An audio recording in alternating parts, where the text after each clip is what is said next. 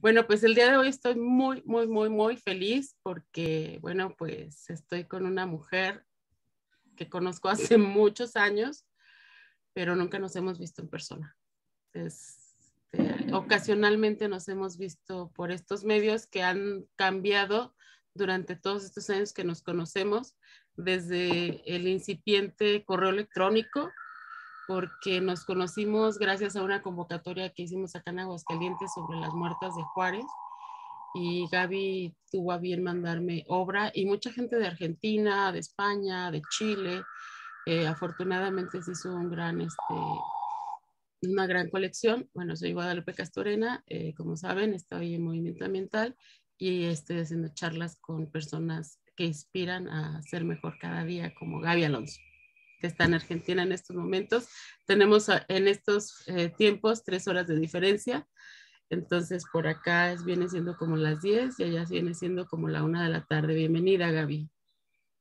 Bueno, muchas gracias, Guadalupe, por esta también convida, y la verdad es que es muy atractivo en términos afectivos, porque si bien no nos hemos abrazado de cuerpo presente, digo, siempre hemos estado juntas compartiendo aventuras y también, bueno, algunas cuestiones que están relacionadas al mundo de lo político, de las acciones en el territorio. Compartimos, bueno, una mirada ambiental muy similar o con el mismo objetivo, y entendemos la vida, y el sentipensar nuestro está muy, muy enlazado. Así que afectivamente me siento muy, muy cercana a tu persona, y como a muchos mexicanos, mexicanas que conozco, que digamos que el arte correo, porque fundamentalmente nos hemos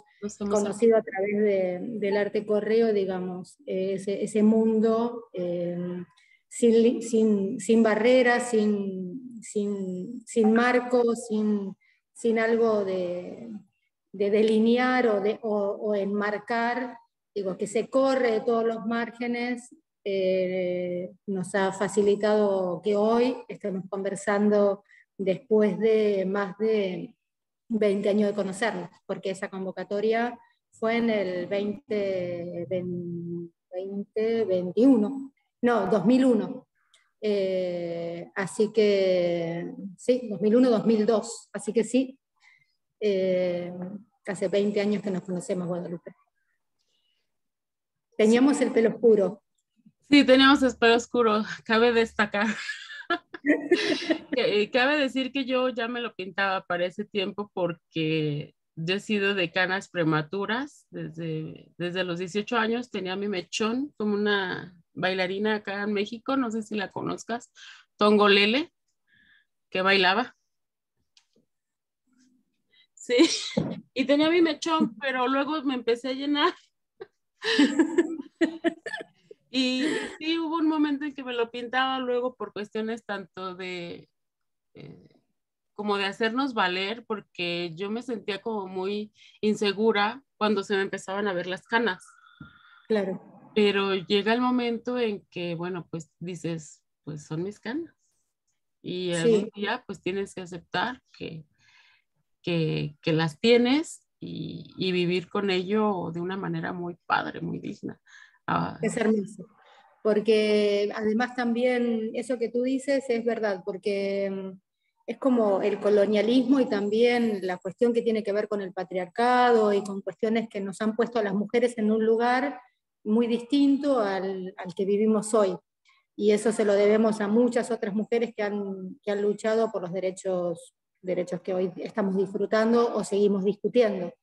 Entonces, hoy me parece que es el momento más oportuno para acompañar esos procesos de despatriarcalización y también de deconstrucción de los cuerpos de las mujeres bajo la mirada de las sociedades. Entonces, la belleza, el estereotipo de belleza, ¿no? La mujer en un lugar determinado, con una estética determinada, flacas, blancas, europeas, teñidas, maquilladas, de taco, ¿no? Sí. Perfectas. digo, ¿no? Hoy nos permite mostrarnos tal cual somos, con nuestras otras bellezas, no esas que nos impusieron durante muchos años. Así que bueno, yo celebro mis canas y mis arrugas y mi edad, porque entiendo que es maravilloso mostrarse tal cual somos. Entonces eso nos quita como un peso enorme de encima, y agradezco a todas las mujeres que hemos luchado para que hoy podamos disfrutar de nuestras canas sin tener que explicarle nada a nadie. Ujú. Y sin Tanto, sentirnos mal por llevarlas también, ¿no? sí, tanto que a veces dicen, ay, ¿y por qué te pintas el pelo? Y yo, son mis canas. Pero es que estás en súper moda. Sí, sí, no, sí, esos comentarios siempre aparecen, la desprolijidad, la cana Ajá. como una cosa desprolija o no adecuada, pero Sí, está ya padre. llegará el día donde podamos seguir avanzando. Lo bueno es que podamos seguir discutiendo sobre los temas estos que mal nos hicieron siempre a las mujeres, ¿no? Y a muchos hombres también, porque tal como dice Rita Segato, digo, ¿no? Los hombres también tienen su parte oscura y también de involucramiento con esto, ¿no? Los hombres no se les permite llorar, no se les permite vivir la feminidad de una manera libre, digamos, de esa parte femenina que tienen los hombres, son catalogados de maricones, ¿no? Entonces, no solo por otros hombres, sino también por mujeres, ¿no? Por sus propias familias. Entonces, también los hombres tienen que construir para ellos mismos, no solo en función de las mujeres, sino para ellos mismos, para también correr con otras libertades, ¿no? De poder expresarse, vestirse, mostrarse, cuidar a sus niños, lavar los platos sin ningún tipo digamos, de carga, porque la verdad es que el mundo somos iguales, ¿no? Un pito o un par de senos no determina tu forma de vivir, digo, ¿no? Tu sentipensar, no determina tu conducta, digo, ¿no? Es como... eh, entonces, bueno, los hombres también tienen que empezar a disfrutar de su parte femenina, o de sus conductas que tienen que ver con el mundo de por ahí que siempre se instaló para las mujeres únicamente. Perdón, pero están viniendo, voy a cambiar de plano porque están viniendo dos personas a probar un elemento Sí. técnico que está atrás Sí, mío. no te preocupes, cambia en lo que ahorita yo estaba también pensando, no hace mucho tuvimos un taller con Angie Contreras, una compañera feminista de por acá de Aguascalientes, México, y nos, nos decía, bueno, ¿y cuál es tu parte masculina? Ahora que decías de los hombres con su feminidad, ¿verdad? Y ¿Me aguardes un minutito, Guadalupe? sí, por Un supuesto. segundito. Y te decía que Angie Contreras nos decía, a ver, cuáles son esas acciones o esos pensamientos que tienen que son muy masculinos o hasta machistas, podríamos decir. Sí. Y nos hace pensar en algunas acciones que nosotros tenemos, pues un poquito, pues que pueden conflictuar a otras personas. Incluso yo he visto algunas entrevistas, no diré los nombres, de gente muy famosa acá en México, que le dice a otra mujer, bueno, y tú, siendo gorda, ¿cómo pudiste? Bueno, no le dice así, ¿verdad? Pero, pero sí, luego las mujeres o con esa cara, o le dice a algún hombre, y con esa cara, ¿cómo pudiste entrar a las telenovelas? Y yo digo, qué, qué forma de poner esas barreras, ¿no? Y creo que no se dan cuenta. No, no, no, no. Lo dicen de forma muy natural y bueno, pues si no nos damos cuenta que estamos haciendo algo diferente, pues habrá quien te lo pueda señalar para que tú puedas repensarte, ¿verdad? Claro, seguramente. Sí, nos han puesto un chip que es muy difícil de poder quitar, ¿no? Sí. Digamos, de construir la idea de lo femenino y de lo masculino es muy, es muy difícil poder poder quitarlo de nuestro modo de vivir. Y siempre digo, yo estoy trabajando mucho con, digamos, en términos de accesibilidad, también con personas que presentan, bueno, colectivos, por ejemplo, como Papatea o personas sordas o personas ciegas.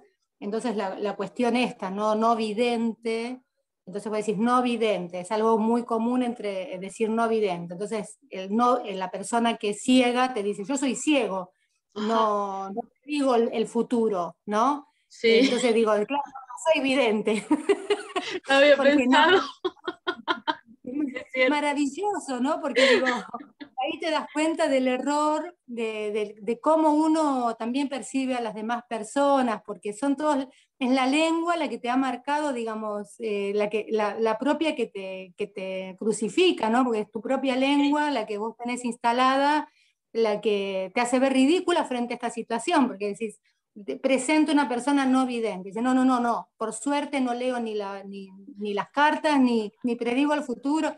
Soy ciego Qué nomás, buena. vidente no. Nada más soy ciego, qué genial. Entonces, bueno, también de pensarse a sí mismo con, digamos,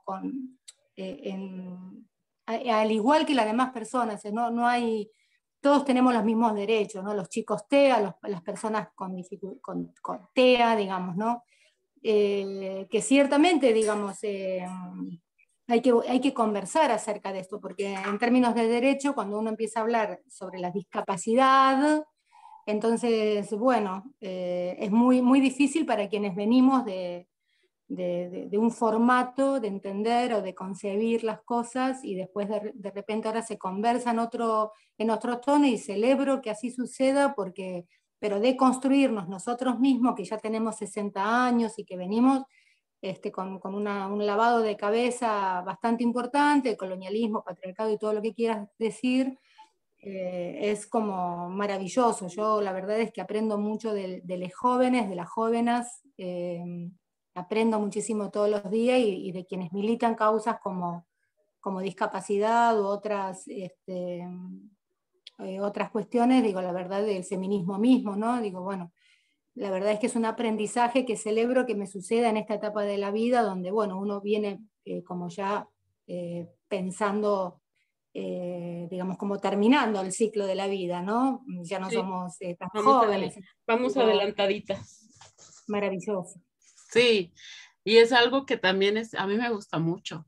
O sea, tener esta edad y no estar pensando en que si quiero ser joven, porque pues no quiero, quiero vivir esta edad. Y Sí. sí, fíjate que ahorita recordé una convocatoria que vi de Patricia Medellín, que estuvo con nosotros, una artista visual, creo que estaba trabajando en Baja California, no sé dónde andes, Pati, pero sí he visto sus publicaciones donde dice para mujeres, hombres y no binarios. Y se Mm, me hace muy interesante que lo ponga de esa manera porque como esa parte, esa palabra se me hizo pues lo más incluyente y sin ofender a nadie, tal cual, mm, ¿cuál? que no se Sí, identifica sí, con sí, estos sí, dos, pues sí, sí. ahí entra todo, se me hizo muy interesante, es artista visual. Y ahora también que mencionabas esto, hace poco fui con la médico, yo sufro de las rodillas, y fui con mi médica particular, no particular, sino familiar dentro del Instituto de Seguridad Nacional que se llama Seguro Social aquí en México. Y me le decía que si me mandaba con el especialista y me dice, no, primero te tengo que mandar a nutrición. Y yo, no me mandas por gorda. Dice, no, aquí el proceso es primero mandarte a nutrición. Y le decía, no me mandas por gorda. No, pues es que se tiene que hacer primero esto. Y yo, pues lo podría decir de otra forma. Y de repente saca el pase para mandarme con el especialista. Y yo, ¿cuánto miedo a veces se tiene a decir unas palabras cuando te lo están diciendo? Mm. Así como, no me digas gorda, dímelo de otra palabra. De otra forma, ¿no? O sea, es un poquito como fuerte que la gente te trate pues de forma especial, pero ofendiéndote, ¿no? Claro, sí, sí, sí. Oye, Gaby, y ahora, bueno, yo recuerdo muchas acciones que has hecho en tu vida, desde el arte correo, que bueno, yo hice ese primero de las muertas de Juárez. He seguido haciendo algunos como el de las aves en libertad, porque pues me dediqué Sí. más al activismo ambiental y ese lo hicimos antes de la pandemia. También nos llegó obra de muchos lugares, eh, tanto ahora con el correo digital como con el correo. O sea, se me parece muy interesante que la gente siga mandando arte correo, que siga mandando sus postales por medio de correo tradicional. Pero tú has Mm. hecho pues muchísimos, has hecho performance, ahora estás en una institución. ¿Cuál ha sido ese cambio desde hacer las cosas por libertad y ahora estar, debe ser una visión muy interesante que una persona que ha estado tan libre, tan yendo y viniendo, ahora pueda coordinar estos esfuerzos desde un instituto? Claro. Eh, eh, es difícil porque hoy yo estoy acompañando una gestión política, una gestión municipal, con un cargo jerárquico, un cargo político, eh, que he decidido, digamos, he sido convocada, pero también he decidido formar parte porque justamente esto que vos mencionás, eh, yo estuve siempre adentro y afuera porque trabajo en una institución pública como docente en una Sí, en la universidad universidad. pública. Entonces, siempre he estado, coordino también, he armado el departamento de extensión universitaria en la institución donde trabajo, que es la Escuela de Arte Carlos Morel de la ciudad donde vivo, Quilmes. Ahora cuento un poquito qué es Quilmes, pero y siempre como productora de arte, siempre he trabajado, siempre he sido una persona muy política, ¿no? Desde de salirme de los márgenes y poner en discusión las cuestiones que yo no creía acorde a un sistema, eh, a un estado presente. Digo, yo creo en los estados presentes y creo que el Estado debe ocuparse de las personas para resolverle la vida a las personas y que puedan disfrutar de su cotidiano, con salud, con educación, con un trabajo digno, con tiempo libre para la recreación, con las culturas, y con las voces de todas las personas, que todas las voces de todas las personas tengan lugar para el decir, para el contar, ¿no? Entonces, siempre he trabajado en función de eso y entiendo que hoy tenemos un gobierno en la Argentina a nivel nacional, provincial y municipal que acompaña un poco estos modos de pensar, estos modos propios de pensar. Es un gobierno de base popular, entonces es por eso que he aceptado el desafío de coordinar uno de los espacios culturales que está enlazado a los museos, al patrimonio y a la identidad territorial. Por eso de esta área, digamos, se resguarda el patrimonio, se conversa en términos de, como se resguarda el patrimonio, se conversa en términos del territorio, y en términos de los museos, que son 4 museos en esta localidad, en este lugar. Se piensa los museos no como espacios que su guión se base en el objeto, sino en las personas, en la conversación. Entonces, una vez que está resguardado el patrimonio, se puede conversar con las personas para que todas esas voces que fueron silenciadas a lo largo de la historia por museos que fueron cerrados, desabastecidos más que nada afectivamente, ¿no? Entonces son museos que son museos muertos, museos donde las personas no son convocadas a entrar, que el museo no va al barrio, sino que son más vale, tienen una conducta de museo elitista, cerrado a todos los públicos, abierto solamente para el que sabe. Entonces, bueno, nosotros lo que estamos haciendo es deconstruir todas esas miradas de los museos y que los museos sean habitados por personas y se vuelvan a escribir se reescriban los guiones de quienes lo hicieron sentados en un escritorio para alojar en estos nuevos guiones lo que se escribió más lo que se tiene para decir que nunca se ha dicho dentro de los espacios museos.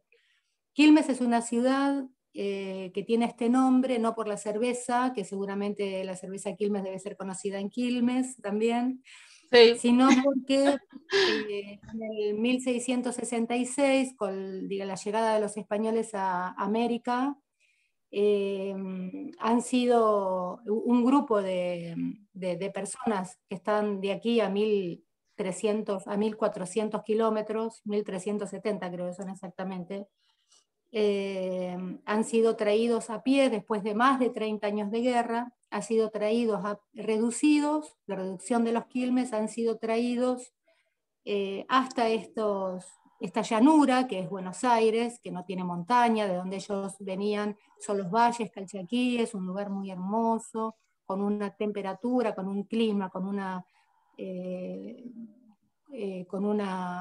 geografía muy distinta a la llanura de Pampeana, que es Buenos Aires.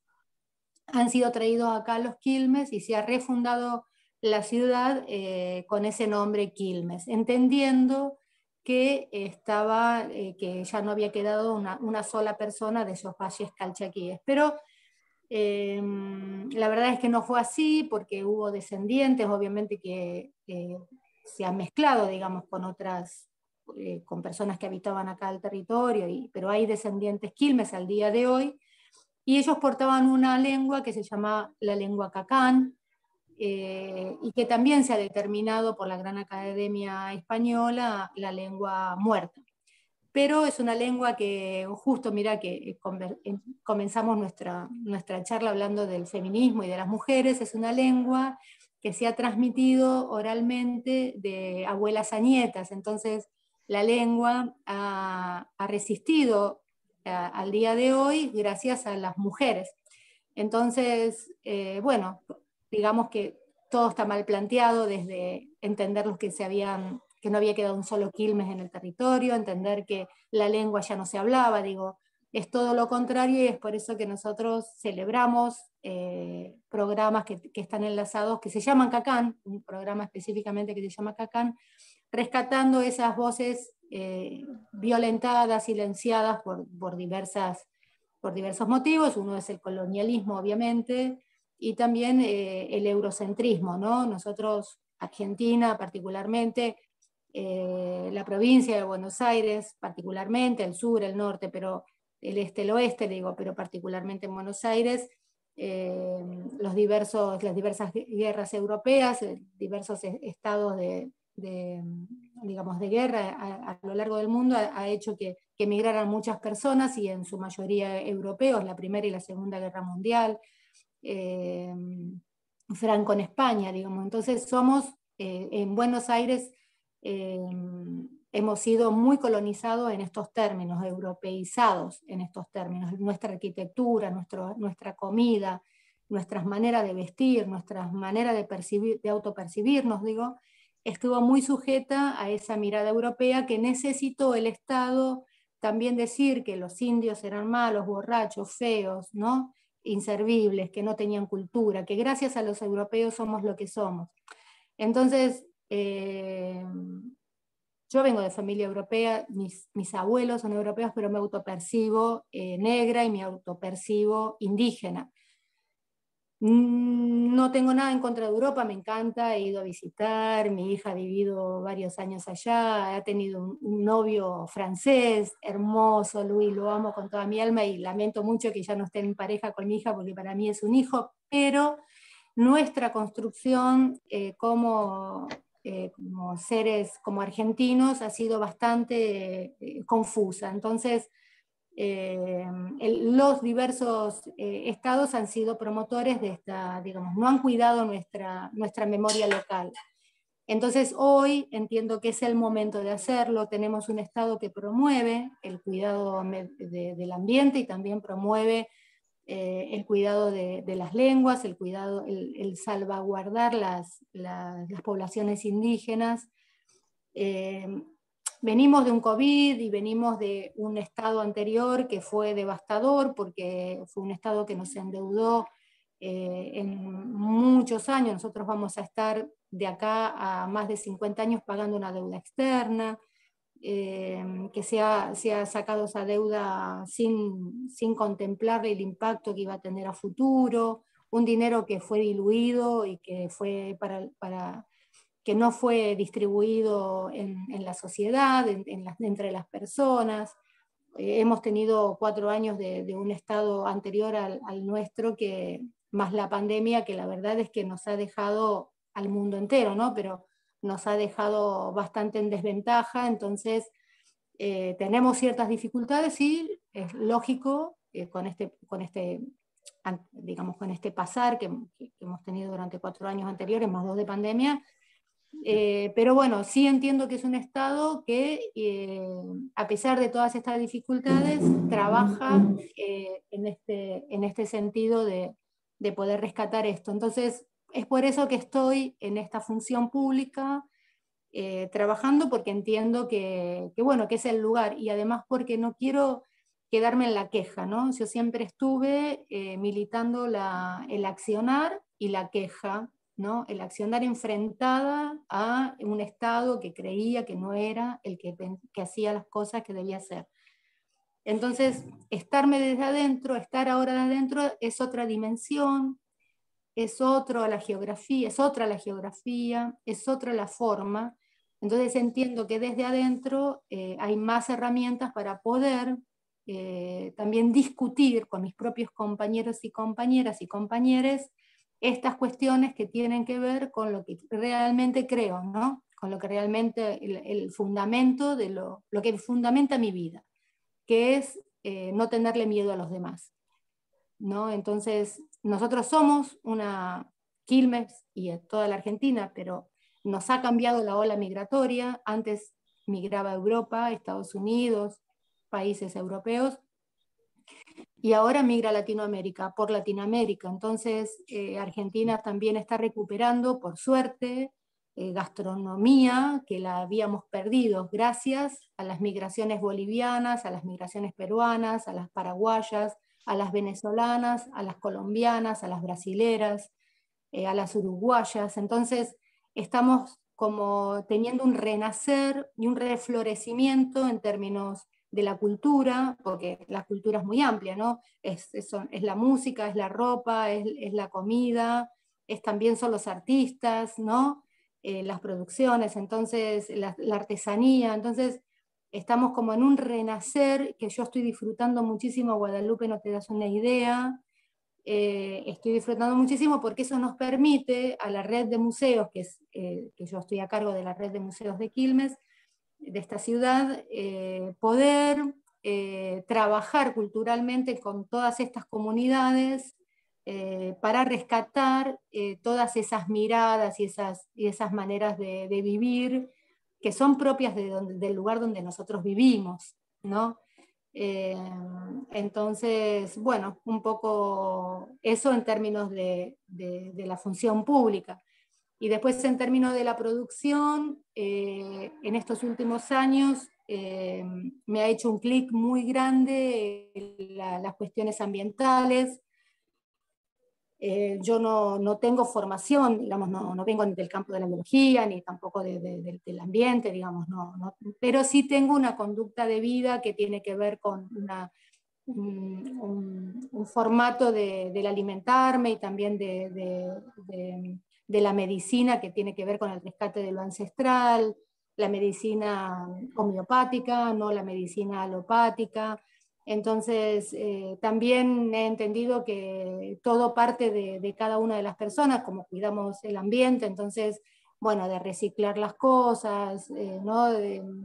Contemplando esto, empezamos con mi compañero, porque también nosotros con el padre de mis hijos, yo tengo 2 hijos y 2 nietos, y una nuera, y una hermana, y una sobrina, y un padre, así como la íntima, la familia íntima. Estamos con mi compañero, que tenemos ya 40 años de estarnos juntos, en una etapa distinta, bueno, ya con hijos que se han ido de casa porque tienen sus propias vidas y demás, con una etapa distinta de encontrarnos solos, ¿no? En la casa, entonces con mucho trabajo de mi parte, y también él trabaja al día de hoy en otra cosa que no tiene nada que ver con lo mío, pero entonces de encontrarnos en una etapa de reencuentro de la pareja y eso, bueno, empezar a construir una idea ambiental dentro de la casa a partir de una huerta, a partir exactamente de un sistema hidropónico que estamos llevando adelante, me ha permitido a mí también variar o dar un vuelco en términos de la producción. Entonces empecé a producir lo que estoy haciendo con, digamos, en términos ambientales, en términos de la semilla y en términos de la huerta y en términos del agua y del cuidado digamos, de esa economía familiar, microeconomía familiar que nos permite también no meternos dentro digamos, de las cosas manufacturadas, poder tener nuestra propia producción de alimentos y demás.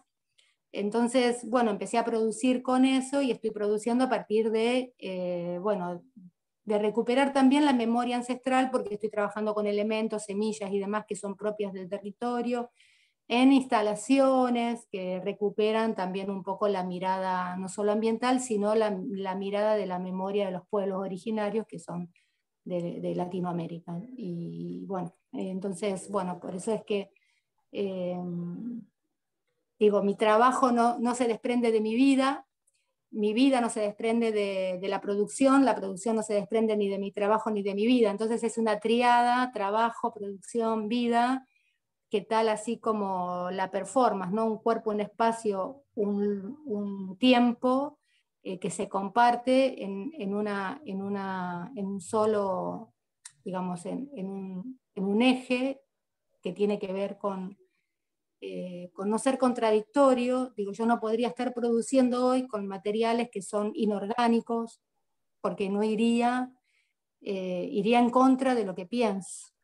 No podría estar ejerciendo una política de otra manera porque iría en contra de lo que pienso, y es como ¿no? Es como eso, sentir, decir y pensar en la misma dirección es el desafío de todas las mañanas cuando abro los ojos, y es el desafío cada noche cuando los cierro, sentir, pensar y decir en una misma dirección para hacer también, poder transmitir un poco digamos, hacia adentro para estar más saludable, porque entiendo que cuando esto pasa uno se sana, porque si sos contradictorio me parece que es la peor enfermedad que pueden tener las personas, y también transmitirle a mis hijos, ¿no? A mis nietos, Perla y Toribio, que son hermosos, digo, transmitirle también a ellos una abuela que intenta, por lo menos en esta última etapa de la vida, dar una vueltita de rosca para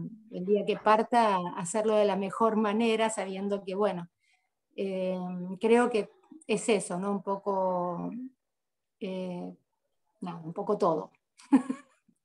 Sí, definitivamente, y pues nos has llevado desde el quehacer en el museo, en la universidad, en tu vida diaria y en tu vida familiar como un todo, que bueno, pues que siempre lo hemos percibido, bueno, desde que te conozco lo he percibido de esa manera, y, y pues te admiro muchísimo ahora más. Igualmente, igualmente, Guadalupe, y lo sabes. Porque además, bueno, yo en aquel tiempo que nos conocimos era el primer arte correo que convocaba, pero lo que era verdaderamente este movimiento y muchas otras cosas, los he aprendido a la distancia contigo. Y, bueno, y creo que ahí llevamos algo paralelo en la cuestión de entre el arte, el ambientalismo, los feminismos. Eh, Hay veces que me cuesta un poquito de trabajo, pero, pero pues hay libros, hay amigas, hay personas que te ayudan más que a hacerte bolas. a hacer un acompañamiento como liviano para transitar en cosas que a veces tú no las has pasado. En mi asociación, que es Movimiento Ambiental, esos son mis perros.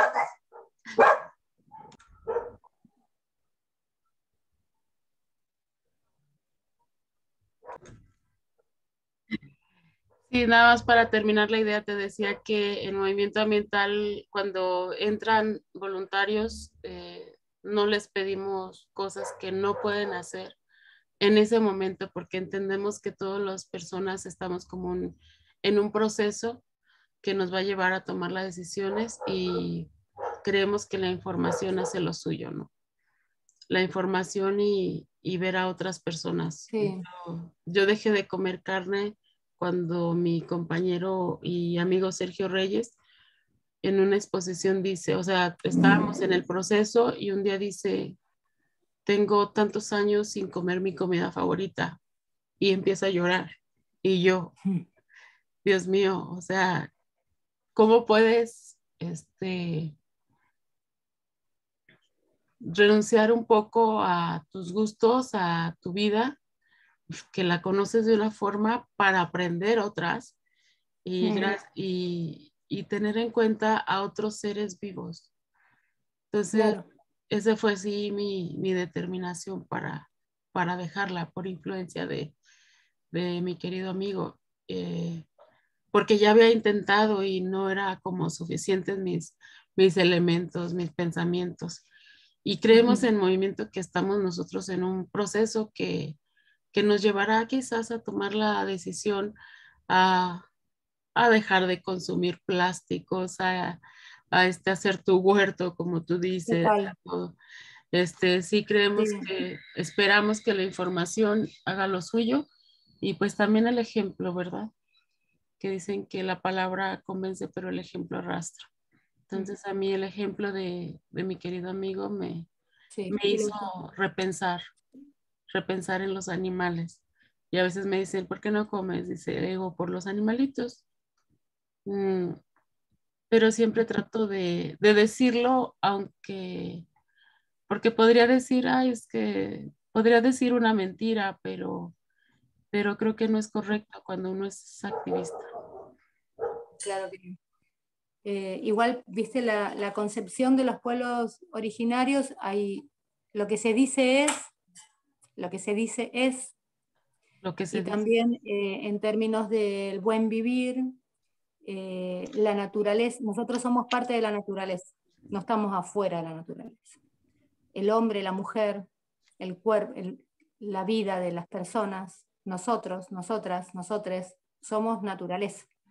Entonces, si nosotros nos percibimos como naturaleza misma, es muy difícil pensar en la matanza de animales por la matanza de animales, ¿no? En el consumo de ciertas cosas que sabemos que perjudican al ambiente, ¿no? De la contaminación, ¿no? De prevenir, de cuidar, de proteger, ¿no? Para los pueblos originarios la montaña, la luna, los pájaros, las aves, los insectos, todos tienen un valor en la vida misma. Entonces, el colonialismo, digamos, lo que ha hecho, digamos, con nosotros ha sido romper con todas esas perspectivas humanas, ¿no?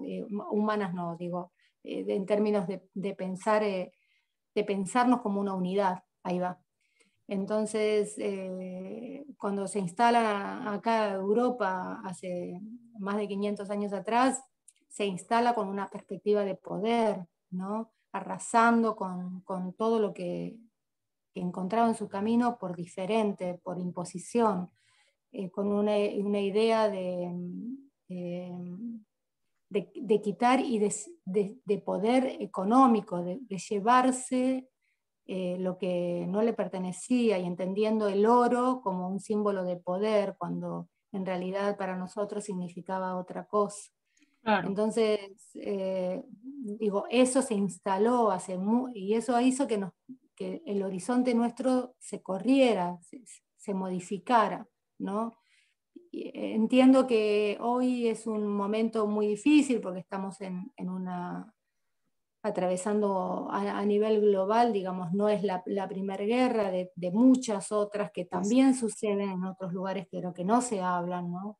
Lo que está sucediendo no es poca cosa, es muy grave, y entiendo que a nivel global es muy difícil, a nivel local, sostener políticas humanas, cuidadosas, cuando en el mundo está sucediendo guerras que sin despacho alguno matan a civiles, matan a personas, destruyen todo, destruyen las culturas, destruyen el medio ambiente, el ambiente, las aguas, ¿no? Contaminan todo el mundo. Es muy difícil.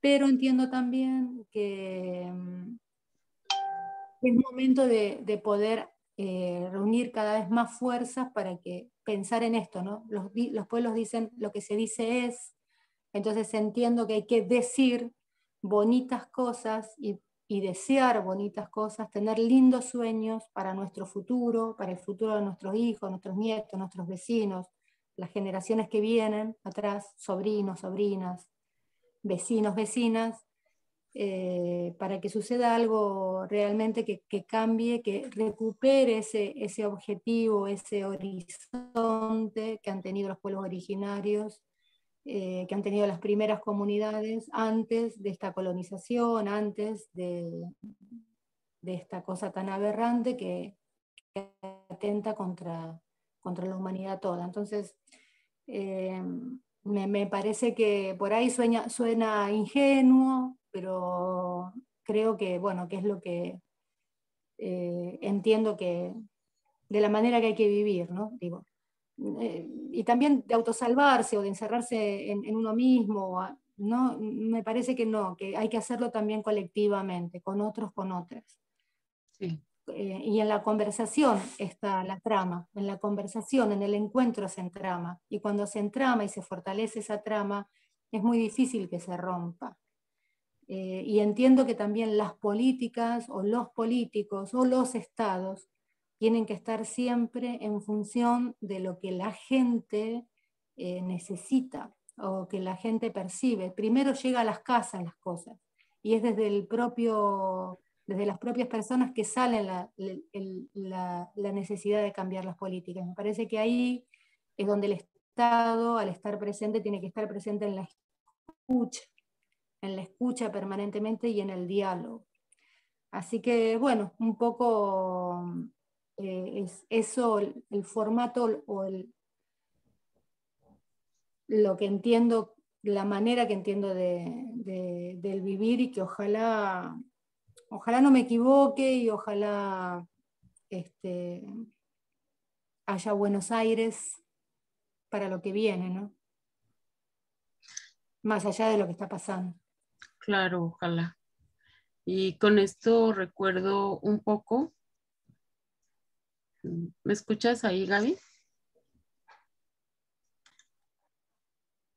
Ahora que hablas de la guerra, recuerdo que no sé si fue para la guerra de Irak o algo así, nos convocaste a hacer una intervención en plazas públicas, poniendo un colorante de color rojo que no dañara los edificios.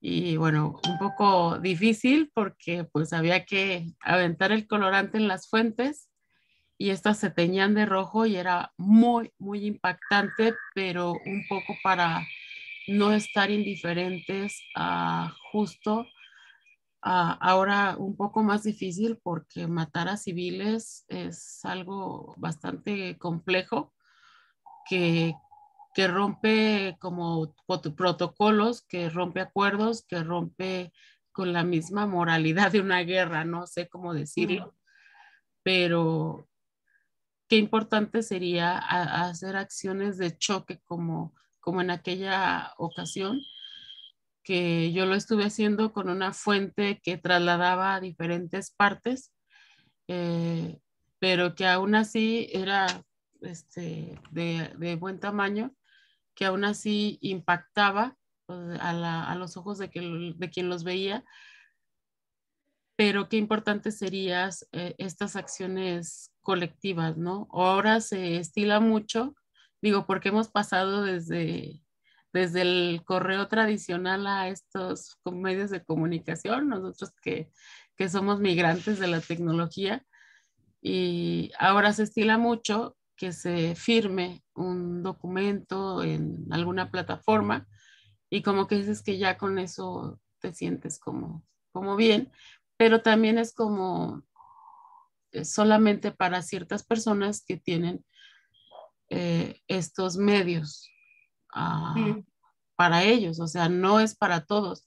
Y cuando tú haces algo como público, va para todas las personas. Lo único que tenemos para todos, no sé, es la radio o cosas así, pero una intervención de estas eran muy interesantes, Gaby. No sé de dónde salió en Sí. aquella ocasión. Y claro, porque, mira, yo empecé a entender, digamos, como,